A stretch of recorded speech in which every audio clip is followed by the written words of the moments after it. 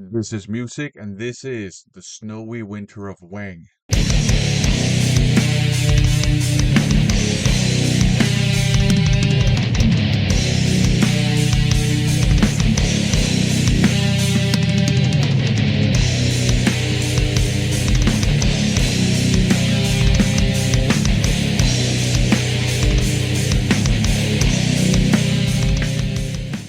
Welcome to another episode of Winter of Wang, or Summer of Simon, depending on, I guess, which hemisphere you live on.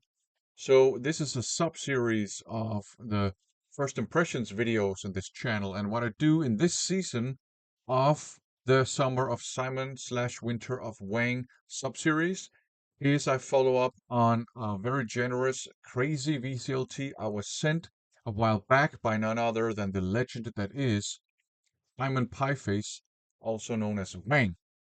From the Pieface channel, go check out that channel. So basically in these videos, I share with you my first impressions of the items in that VCLT. And this time we'll start with this. This is Laughing in the Face Off, and it's called The Lubrication of Social Anxiety. It is a gatefold, and it looks pretty cool, I have to say. Musically, this is, I think, some kind of emo meets some kind of pop punk meets some kind of hardcore inspired melodic punk, modern as well, if you know what I mean. And yeah, there are lots of like emo vibes on here, but this doesn't have those annoying, in my opinion, emo style vocals, so I think that's cool. You got the pop punk kind of melody as well, but you don't have those, in my opinion, annoying, whiny pop punk style vocals, so that is cool too. You have some really fast, kind of like hardcore style drum beats, but it's all very melodic. And the cool thing is that you have a lot of metallic elements too, like groove metal and alternative metal elements, some kind of thrashy sounding stuff, some very precise, crushingly heavy guitar riffs, and the guitar tone is also very heavy and metallic. And you have lots of twin guitar leads and guitar harmonies, which I'm a big fan of. So I was actually surprised at how much I really enjoyed listening to this. This is really good stuff.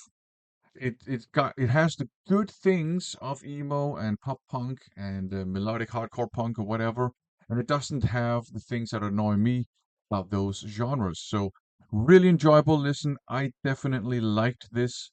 If you're looking for an alternative maybe to your more typical approaches within those genres, this is definitely worth checking out. I enjoyed it a whole lot. Up next, we have this one here, Unchained Wrath by Mania.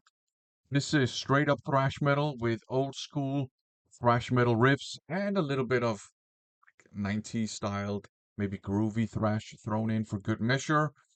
It's super solid and just good songs from beginning to end.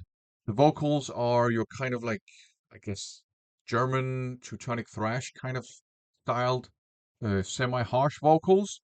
And they've even thrown in some blast beats every now and then for good measure. And overall, this is a very, very solid thrash metal release, in my opinion. Very enjoyable. The only thing that doesn't work for me is actually whenever they throw in blast beats. And this I think has more to do with the production than anything else. I think the guitar tone just doesn't sound meaty enough for blast beats.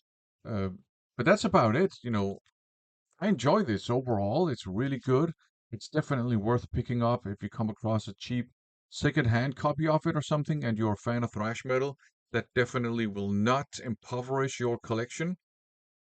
Up next, we have The Fool Lead the Blind by Physical Attraction. And I noted when I looked at it that it has this logo on it. That's the logo of a label called Progress Records. They later changed their name to Die Hard Records.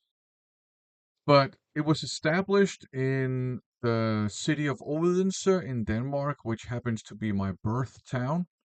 And I'm actually on a compilation also released on Progress Records. So that was pretty cool.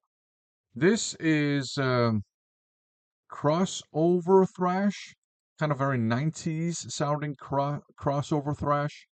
So you do have a lot of kind of groovy elements. You have a lot of straight up 90s thrash stuff, and then you have some 90s kind of hardcore stuff as well, like think Biohazard or something like that.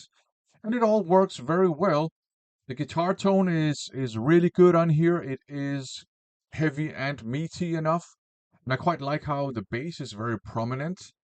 And you got like breakdowns with the bass playing, like, from hardcore punk. You got some groovy breakdowns as well. And kind of groove metal styled vocals, not like a Phil Anselmo ripoff, but kind of a style of groove metal or style of singing, I should say, that you hear or heard quite often in 90s groove metal. So this is really good. I really enjoy it. To my ears, it leans more towards the thrash and metal side of things than the hardcore side of things, but you can definitely hear the hardcore all over the place anyhow. Really good stuff, really solid, really tight, really groovy, really aggressive. So I enjoyed listening to this one 100% as well. Now we got Rawzilla by Raw, also crossover thrash, but more modern crossover thrash. So you got lots of deep beats here. You have lots of kind of almost like death thrash elements, blast beats. You got death thrashy styled vocals as well, and you just really cool, really fast, really aggressive. But you have lots of straight up hardcore going on this one here too. More so, I would say, than on this one here. So this leans more to the hardcore side of things, but with a foot solidly planted in modern thrash metal as well. There's a song called Like Phoenix from Ashes, which has some elements that remind me a little bit of My Life, My Way by Agnostic Front. This is great. This is super enjoyable. This is worth checking out as well if you like your crossover thrash. And the artwork is also really cool with a Godzilla-like monster just wreaking havoc. Excellent stuff, very enjoyable as well. And up last, we have this one here. It is The Bottom of Chaos by Rentrée en Soi.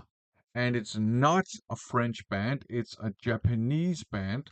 The music is a mix of kind of like modern metal, like 2000 style modern metal, with some melodic death metal, some thrash metal from that era, some alternative metal from that era, and s- some, I wouldn't say metalcore to be honest, but maybe a little bit stuff that's a little bit inspired by metalcore, if you know what I mean. It has very, very dramatic vocals that sound like an early iteration of what we hear a lot in contemporary visual K today. And this picture also they kind of look like a more modest visual K band, not as over the top as a lot of visual K bands are today. So I don't know if they count as a visual K band, but it's really good. And like I said, the vocals have that dramatic kind of vibe to them that a lot of visual K has today, but there's also like some shouting and some screaming and some harsh vocals and different styles of harsh vocals. But lots of melody as well, lots of groove on here. A very, very good production in my opinion. And it's just a really good, enjoyable release. And this might be worth checking out if you're Visual K curious, but maybe you're too scared to dive into the very diverse and confusing world of Visual K today. Maybe you want to go back and check this out. I found this to be very enjoyable. Maybe it even has some kind of progressive elements and some gothic vibes to it. So a lot of diversity on here, but it's still very tight and very focused. And it's a really good release. Definitely worth checking out as well. So a handful of releases that I really enjoyed. As always, go and check them out on your own and go and check out the Pie Face channel. Simon is one of the most supportive and generous members of the metal corner of the VC. And if you like extreme metal and if you like CD collecting, check out his channel. For now, thanks for watching.